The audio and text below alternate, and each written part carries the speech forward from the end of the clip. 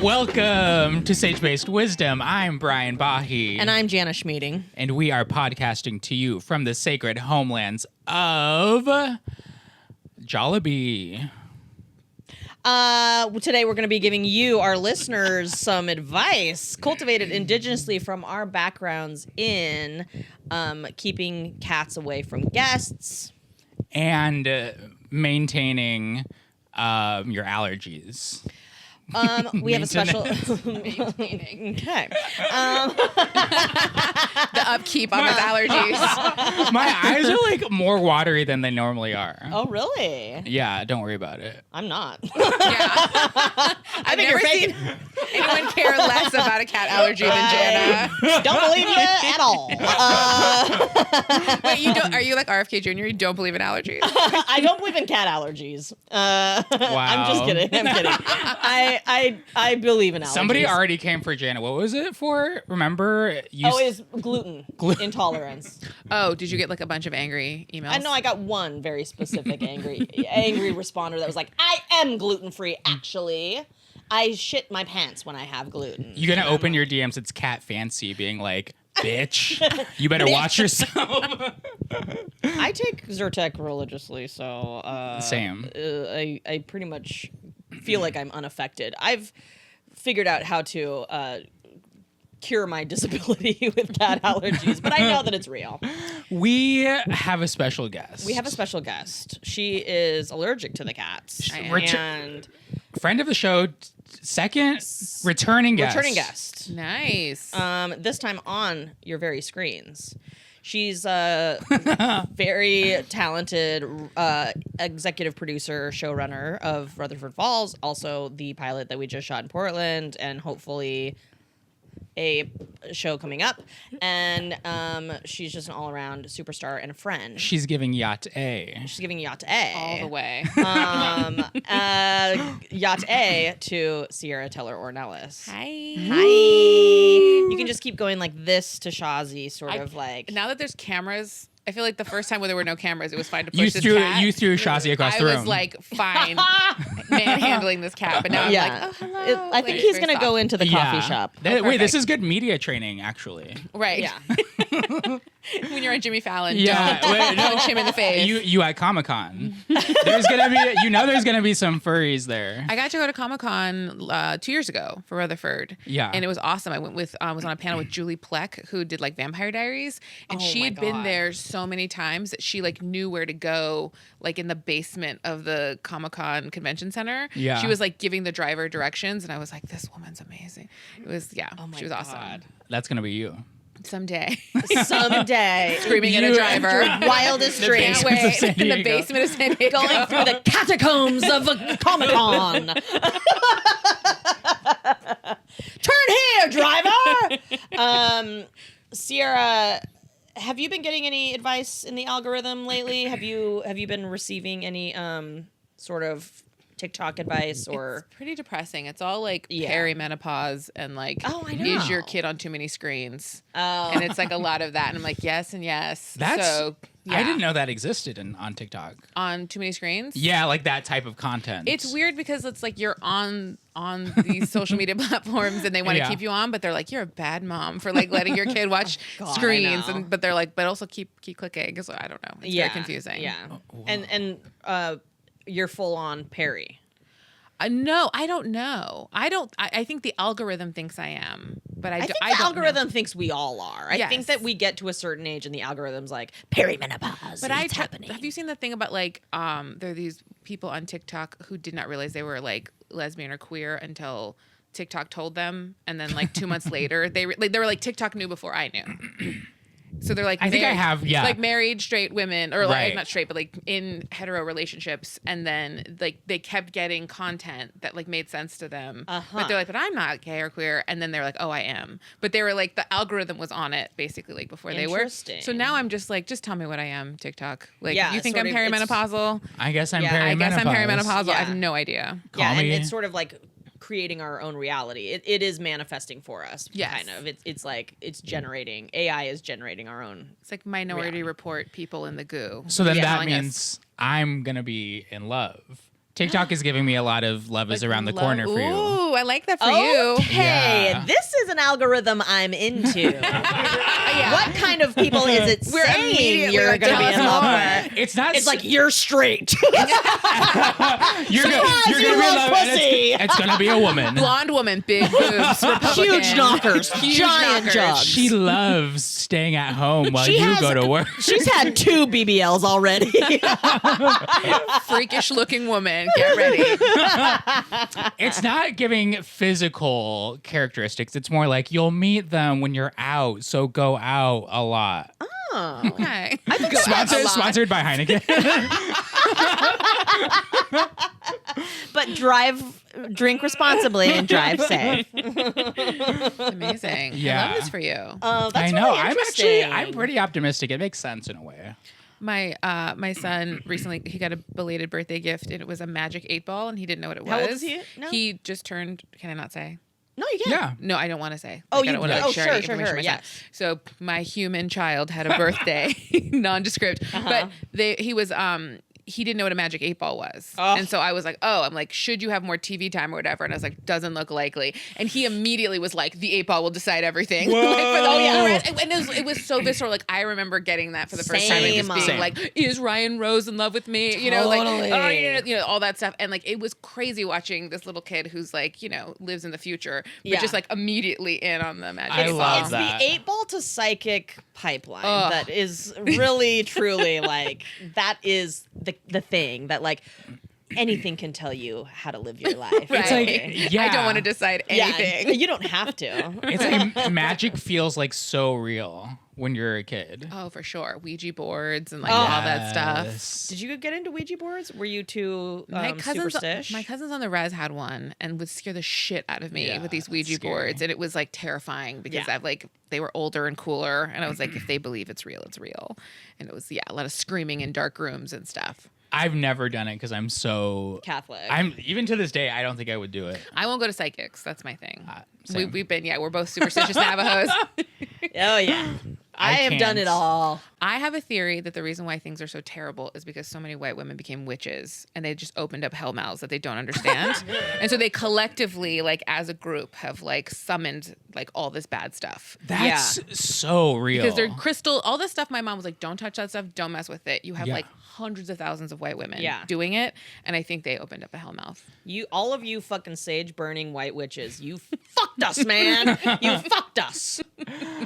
I blame Eternal Sunshine of the Spotless Mind. I think that was kind of a lot of the gateway into AI? white women becoming witches. Oh, interesting. Seeing that movie. I thought it was like practical magic. Right. Oh, It yeah, was like yeah, those yeah. big Practical wigs, magic. Maybe and, that like, one instead. dancing with margaritas, and then now you're a witch. Eternal Sunshine of the Spotless Mind, I feel like, is sort of the future that we are moving toward, which Yes. is the technology to eliminate trauma from your brain. Right. Mark essentially. Ruffalo in his underwear. Ruffalo the Buffalo, Mamma Mia. John.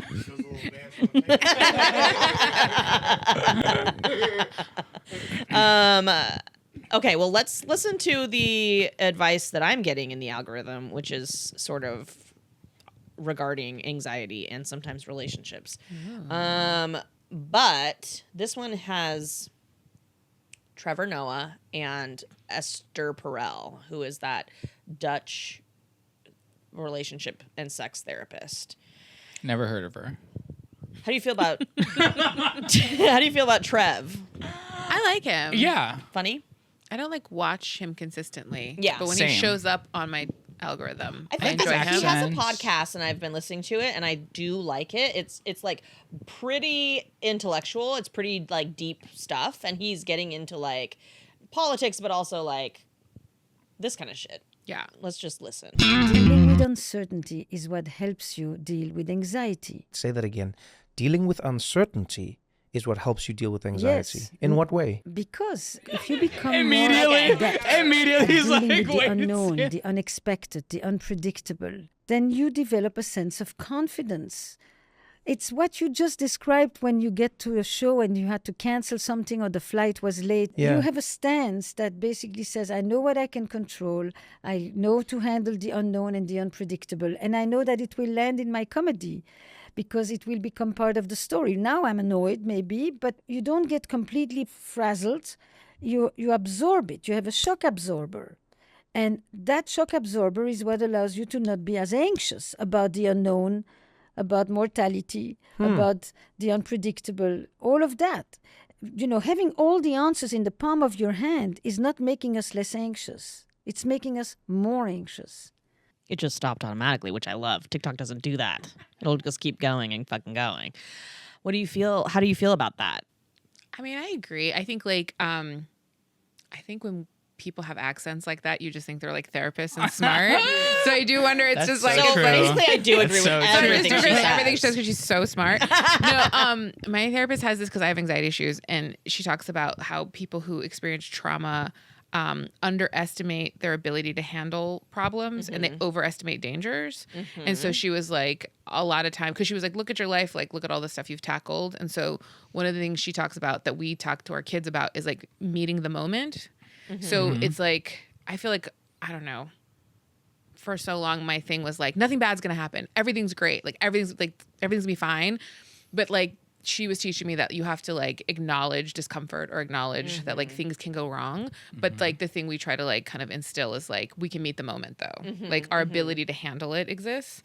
And to me, like that helps me feel less anxious versus like nothing bad will happen. Cause like obviously bad stuff happens. I think you told me about this one time. You were talking about something that you used as a parent, which is, and I related to it because I felt like this was kind of the way I was parented. When I was upset, it was like, no, like don't be sad, or like don't like it. Everything's gonna be okay. It's fine. You're fine, and we're all fine, and everything's fine, right? Yeah. Instead, you're saying that it's better to be like, I can see that you're upset. Yeah. I would like, be too. Like, this is really hard. Sucks. What you're doing is hard. What you're going through sucks. Like this is like, it's not gonna be forever, but like right now this sucks. Yeah. And because I think they were saying like, if you tell a kid like you're fine, they're basically learning not to trust their emotions. Like my instincts are telling me I'm in danger or I'm sad or something. And if an adult that you respect is like, you're good, like then they're like, oh, I must be wrong. Crazy. And that is truly, when you told me that, I was like, fuck, man, I was raised with it's fine. Like, and I still, to this day, I'm trying really hard to axe it from my vocabulary. But if I'm like sort of in a bad place or in an argument with my partner or whatever, like this happens a lot with Steve, because sometimes I'm afraid to say how I feel because I'm afraid of rejection. That my feelings are what is it called? Inconvenient for people. Right. So I'll be like not happy with something, and he'll be like, "Are you okay?" And I'll be like, "Yeah, I'm fine." Right. And that's how I know. Right. I'm not. You're not fine. I'm not fine. It's a very immediate cue that I'm like, just say how you fucking really feel. Because that's intimacy, and it's scary. I know, and it's scary to say. And you're also taught like not that your feelings don't matter, but it's like you're just not allowed to do that. You're not allowed to have them. You're not allowed to do that. You're not allowed to exhibit them. Right. And then it's wrong to feel bad. Yeah. And I think also too, like so much stuff in society tells us that it's like, no, you're supposed to overcome and like immediately be fine. Yes. And sometimes you have to be like, no, I'm having a bad day, or like, no, this is not going well, or no. And I will say, like, I don't know if you feel the same way, but like TV writing rooms have helped me, because it's like, this story is not working. Like when you know it's not working, it doesn't help to be like, this story's great, I love it. It's like, no, like there's something wrong and we have to figure it out, and like collectively or we just bail on it or whatever. But like, it was kind of nice to be in rooms where I was trying to do that, like as a staff writer, of being like, it's great, I love it. And they're like, no, it's not working. Like, and then once how good it feels when it is working, I don't know, it is like a weird team building thing for me. Because if you don't acknowledge something early on, it leads to problems later down the road. Brian, do you feel, here's a question for you related to Esther Perel. Okay. how do you feel? I feel like this is also relative to like our industry, that like there's just a lot of unpredictable outcomes and like being jobless and sort of like learning to live with the unpredictability of this industry. Right. But before you ask me, what was the thesis statement of the thing? It's like something unpredictable, uncertainty. Practice being in unpredictable situations. It will help you with anxiety. Right. Okay. Kind okay. of, Gotcha. I think, gotcha. yeah. Yeah. Okay. Do you ever feel like in this industry it's so much more unpredictable than do you think it contributes to anxiety, or are you comfortable? You seem like you're just floating in the wind, kind of. I think in a good way. Forrest Gump feather style. Yeah. What are you, the fucking bag on American Beauty? Definitely, it's giving discarded Cinematically, it's giving beautiful bag. I feel like I do have like a lot of anxiety. I think I have way less now than I did when I was younger. I think I had a lot of anxiety when I was a kid and I didn't realize it was anxiety. Yeah. Yes. And so as an adult, I've been able to like not diagnose it, but more like manage it, or like pinpoint like what was giving me anxiety, and then kind of like not do that or like have that in my environment. So now it's kind of like it is anxiety inducing, but I also have like I feel like I like to play this game where I'm like, what if I did this with my life? Like, what if I had gone down this path? And I'm like, I think it would still be equally as anxiety inducing, but it just would have been like from a different like thing. And so I'm like, the anxiety I have is, I don't know. It's like something. Do you ever have panic attacks? Have you ever had a panic attack? I think I did a few times. I most recently did in Mexico City because the altitude was so high and I didn't realize it was. And I was like, why am I like breathing so hard just like walking down the street trying to have a conversation? Oh, no. And then I was like eating lunch with my friends and I was like, I gotta go. And then I just went back to, I just walked back to the hotel. You just bailed cold. I was like, amazing. Look, I'll Venmo, just let me get out of here. It was like a beautiful like meal, you know, and I think I had like a few bites, and I'm just like, I gotta go. And what's funny is that they never really followed up. They're like, I saw them like a few hours later, and they're just like, hey, what's up?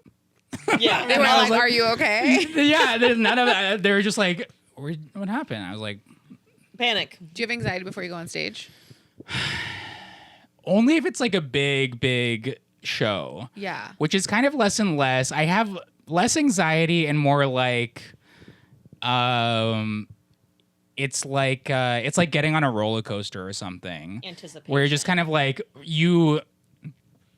you know it's not going to go like so bad, but you kind of are like, what if it does? But then you are like, who cares? I'm doing it. Is there like a club that gives you anxiety more than others? There was this club, not now, but there was this club in New York. It was called The Creek in the Cave. It was where like the straight white male comedians, a lot of whom had been doing comedy for like a long time, like years, and they were so angry and bitter that like it didn't really happen for them, so they were just like angry, and they would have like so many open mics there, like 3 a day or something like that. So you would go there just to like get haunted with the ghosts of open mic complaints. Literally. But like the stench of angry white men. It had so much stage time though, so you kind of were like, I guess I gotta go. Yeah. But then you would go there and be like, this place sucks. I hate it here. Yeah. And I would like literally just like immediately start sweating as soon as I got on stage. And it was so, but I also am like, I feel like that made me as a young comedian kind of like this, it can't get much worse than this. Yeah. And it kind of didn't. So like going on stage now, I'm like, Well, it can't be as bad as You that. you practiced it. You practiced the feeling, The discomfort. of You chase the discomfort. Yes. Yeah. Yeah. So now you're used to it in a way that you're like, it doesn't make you as anxious anymore because you've actually Yeah. rehearsed it. I never And did, then go ahead. I never did stand up, but like my first year in LA, I did say like I'm gonna say yes to every invitation. So like there was a bunch of like storytelling shows I got invited to do, and I remember being like, but like by the end of the year, I loved doing them. Like it wasn't as scary, Yeah. but it was terrifying. At least like I feel like a storytelling room, it's like a kinder audience than like stand up. I feel like people want you to fail in those open mics and stuff, and like Right. some people go just to see people like crash and burn, you know. But it is. I think it's a good thing to try to like put yourself out there. Even storytelling will sometimes like make me so uncomfortable because it is like they want a story, not stand up. And so Right. I'm like, I don't really know how to do that in a way. And so I just cheat and do stand up. Yeah, absolutely. They don't think they want stand-up. Yeah, They do. but I'm gonna give it to you. Yeah. Anyway. I am gonna tell my pubic lice on the bus story, and it's funny. I have two things to say. One is my grandfather told me when I was very young. My grandparents were the directors of the Title IX Indian education program in the 4J school district, which is like Eugene, sort of southern or mid-southern Oregon. And they put on a summer camp for Native kids all through my childhood. So we went to like culture camp, like sleepaway camp, way out in the fun. boonies. It was so fun. The camp was called Sky Camp, and I want it's that like now for like grown natives. Oh. Like if I could go to like sheep camp now, because I didn't get to go when I was a I would kid. love to go to I would sheep fully camp. go to, Wait. like adult sheep camp. bison camp. They have hide Sierra, camps. you can now. make that happen. How do and we make this happen? I'll Help direct. me make this happen. I'll be lead camp counselor. It'll be like Wet Hot American Summer. Yeah. but with- Yes! I'm telling you. Okay. We can do this because I have already talked about this with my siblings. Like we had such good culture camp experiences coming up. It was basically like I hear about like Jewish kids who went to like Jewish camp, and I was like, I went to Indian camp, baby. And we learned how to like flint knap, like how to make arrowheads. We learned how to drum. We also learned my grandfather was like, he was a teacher, a biology teacher as his day job. So he was very good at facilitating like the big groups, you know. Yeah. We were all in clans, like all of our like age groups, you know. We had a teenage counselor and then a counselor in training, CIT. And then you know, there were like the hot counselors, and like you want your counselor to hook up with the boy counselor, and it was just like the best. And there was like swimming in the lake. It was just so fucking fun. Anyway, my grandfather taught us, all the kids that went to this camp, I think there were probably like close to like 50 or more kids, varying in age range, Native kids. And one of the first things he taught us to do is to know how to introduce ourselves and how to introduce our tribal affiliation, and like, you know, saying my name is Jana Schmieding, I am Sichangu Minneconjou Lakota, enrolled in the Cheyenne River Lakota Sioux tribe, and like they made students, each kid, stand up in front of everybody else and introduce themselves, and so we got used to that repetition. And he gave this mental image to me that I'll never forget, which is in your like heart area there's a triangle, and it's like a bravery triangle.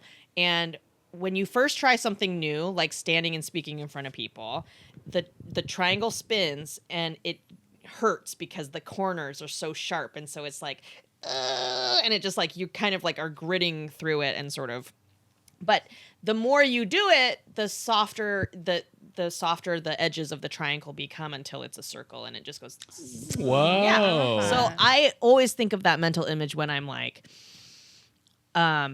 when I'm anxious or when I'm feeling like something is too scary. I like, now there's a part of my brain that is like, I have to do that. I have to do it again and again and again. Absolutely. Like I chase that kind of fear in a way. Like I'm like, ooh, like that's why I keep doing stand up even though I don't like it, because I'm like kind of afraid of it. Like I'm just like, ugh, I gotta do another show. Fuck. There is something to like like momentum.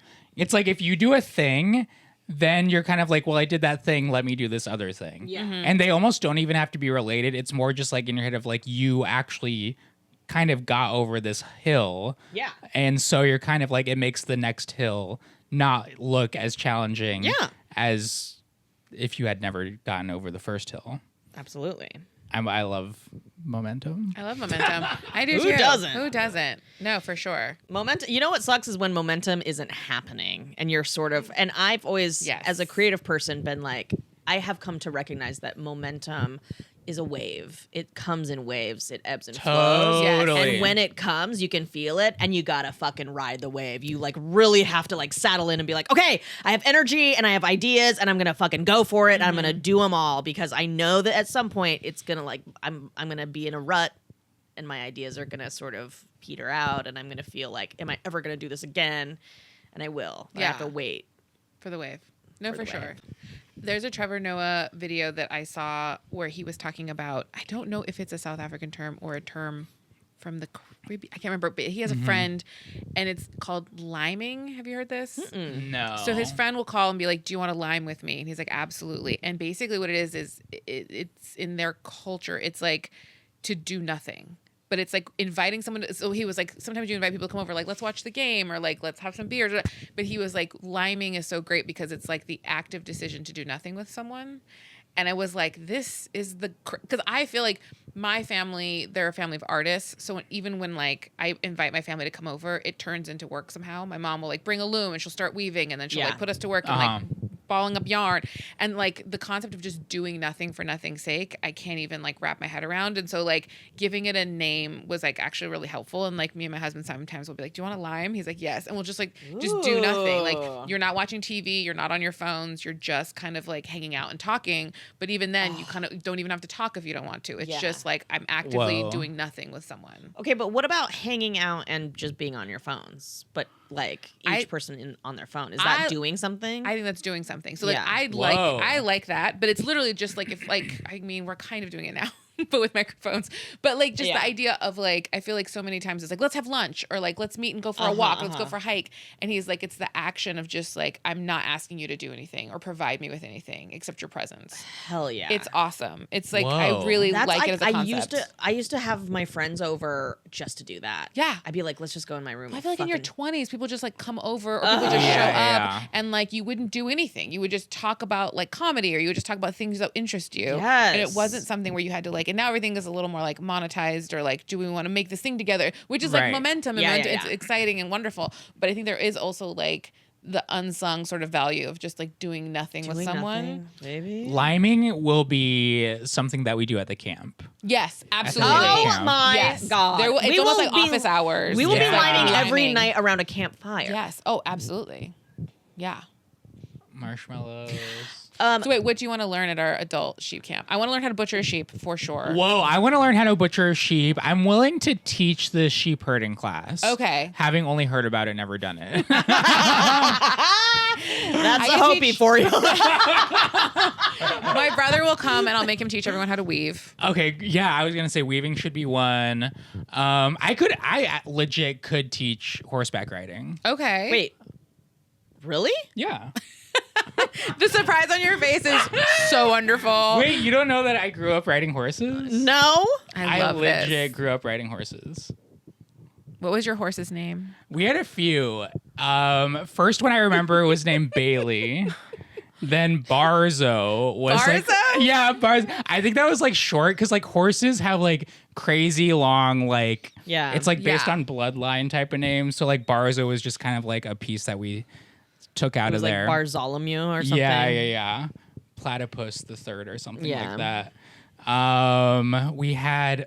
It's weird. I think we all gave him B name. This is my dad. Love it. My Brian dad. Bahe, My dad loved the letter B Yeah. for some reason. Interesting. Amazing. Yeah, and so yeah, Yeah.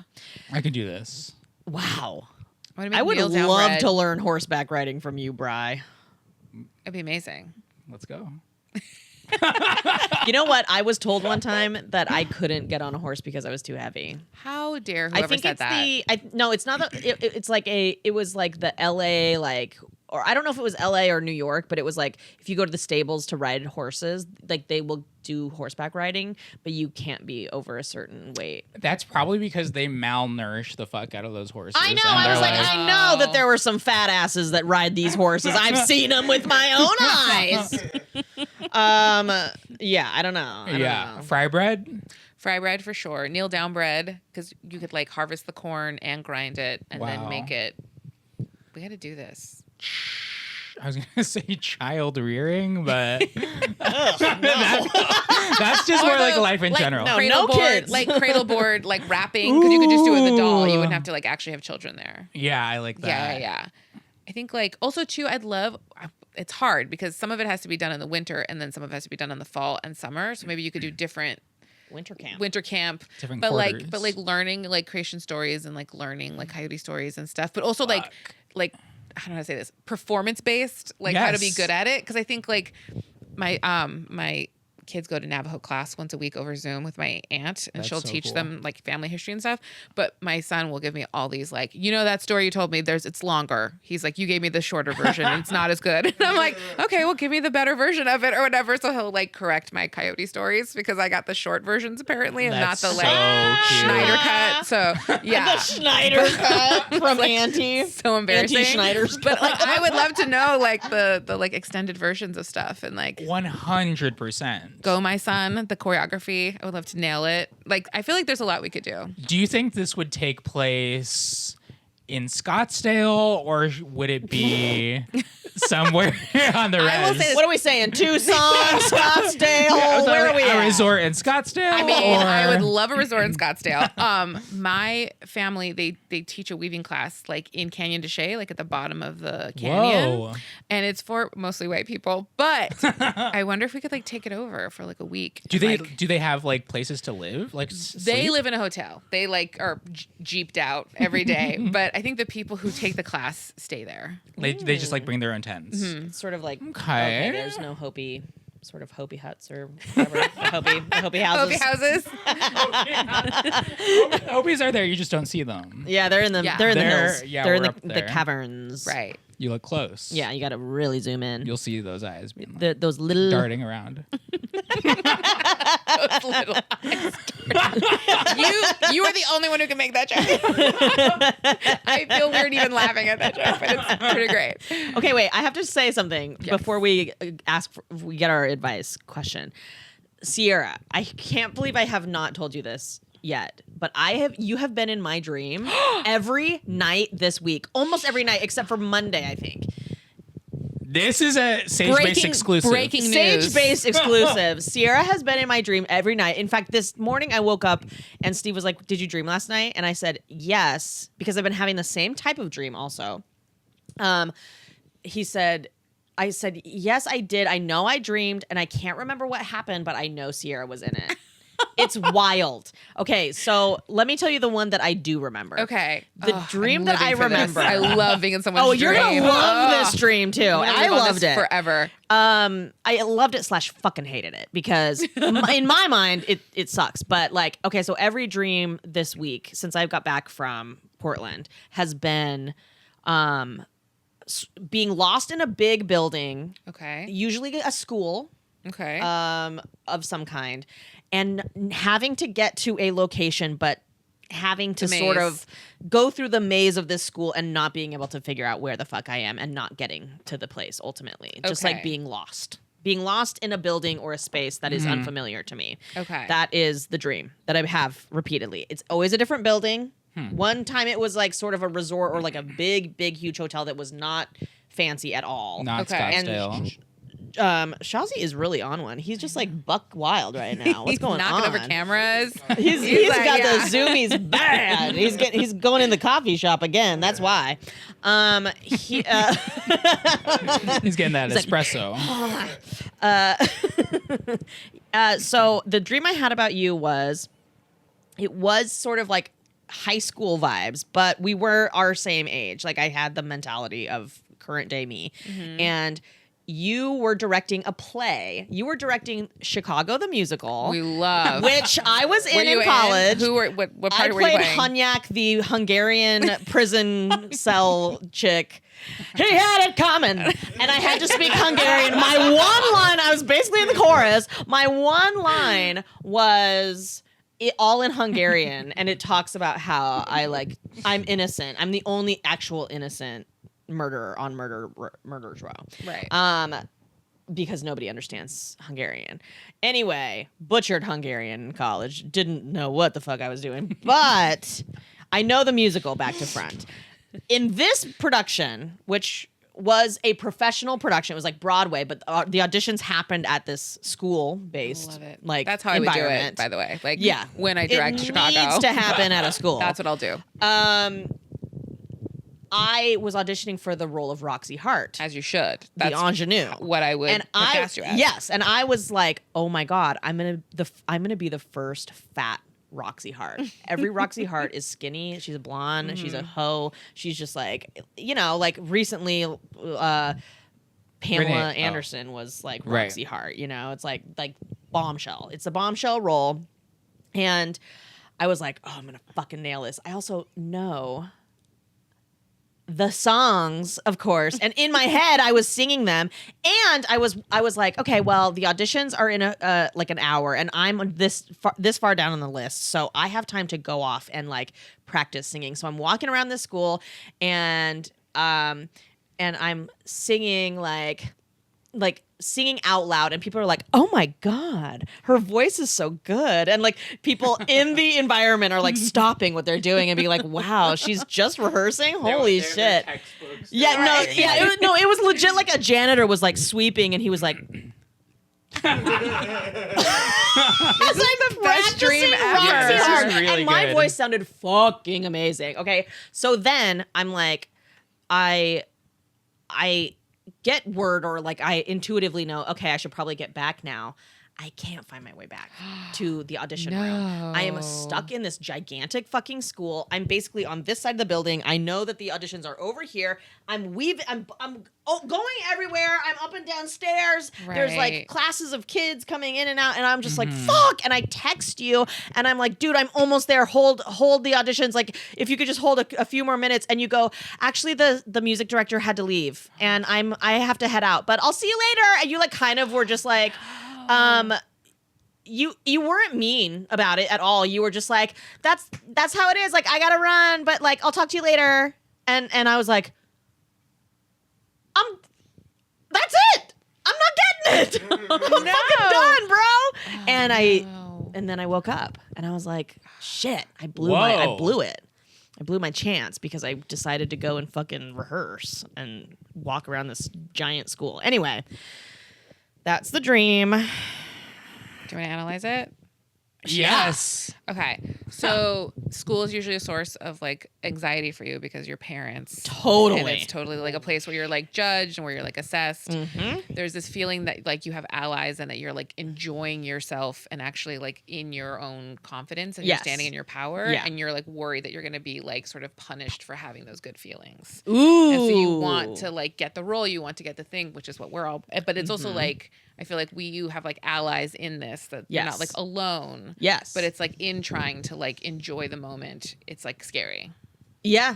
Wow. That's assessment. So That's good. a good one. That's a good Love one. That dreams. is. I love analyzing dreams and like. Oh love yeah, dreams. that is a good one. I haven't heard that one yet. I've heard that like school represents sort of adolescence, so there's like some kind of adolescent sort of feeling happening right now. But I think it's probably more of that, because in the dream you were like, you're gonna get fucking Roxy Hart. Like, you were like, girl, we're doing this. We're and rooting I'm like, for you. fuck yeah. Oh, I'm gonna get it. I can't believe it. And I was like so stoked. And then And you're capable of it. Like it's totally capable. It's the role you know you're I was supposed like, to have. I am fucking gonna get this. Right. Holy shit. It was like, I was so convinced.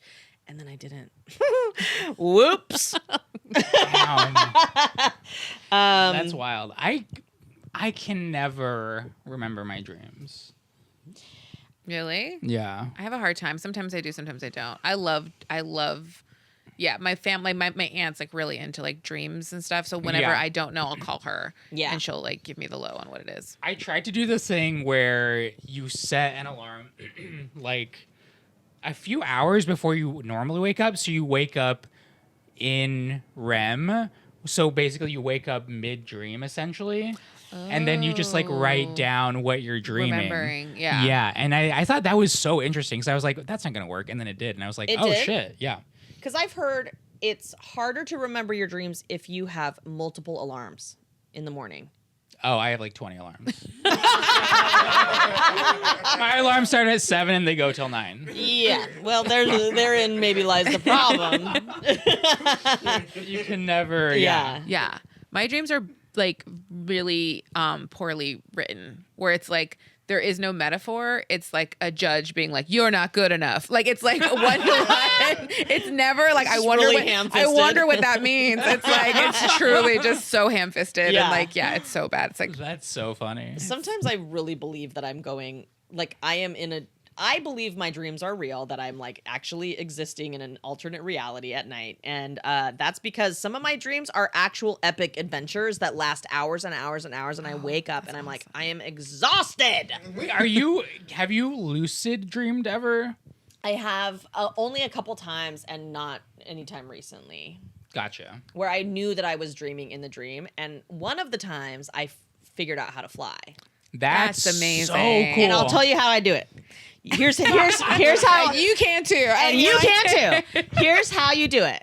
You put your arms out like this. You sort of have to have a different awareness of gravity, and you have to and in this reality, human beings have the ability to have anti-gravity properties. So if I was basically, I stood up straight and then have your arms out like that, and then you use gravity, this space underneath your arms, to push down on the gravity, and it sort of, you levitate, and then once you get that feeling under your feet, you can propel yourself. You basically kind of keep propelling yourself off of. If you start flying right now. Don't you believe that that's kind of how it would feel? Yeah. Like my brain was like, that makes Step sense. 1 of Jana's cult. I feel like the callers are all going to try it. They're all going to Join do my it. cult, Join we can Jana's fly. cult. I love it. I love all of it. Yeah, I woke up and I was like, I'm never forgetting this shit. I know how to fucking fly. I can't do it, but I know how. It works. awesome. That's wild. Sierra, is there anything you want to plug? No, Okay. I'm good. Right? Clear eyes, full hearts. Your lose. sagest of wisdoms. I want to say, please come to the LA Indian Flea Market. It's on June 6th, Sunday, June 6th, 2 days after July 6th. Okay, I was Not gonna say. Yeah, I was June gonna be like, 6th. that's Uh-oh. 4th of July. Then after that, we have a Sunday that is June 6th, and that's the day of the LA Indian July Flea. 6th. July 6th. Yes. 7-6. I'm 7-6. I am 25. not well in the brains. I have been so tired since exhausted. since So filming. tired. Yeah. Just running on E, and I have plenty of time to like. I don't know what's wrong with me. Just old. That's it.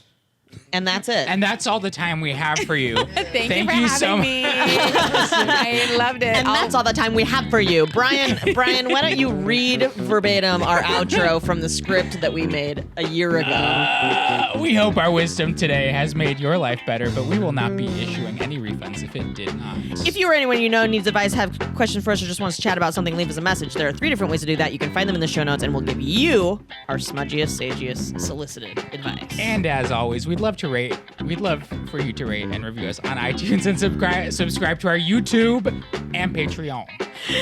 Thanks for tuning in. Hagone. Hagone. Doksha.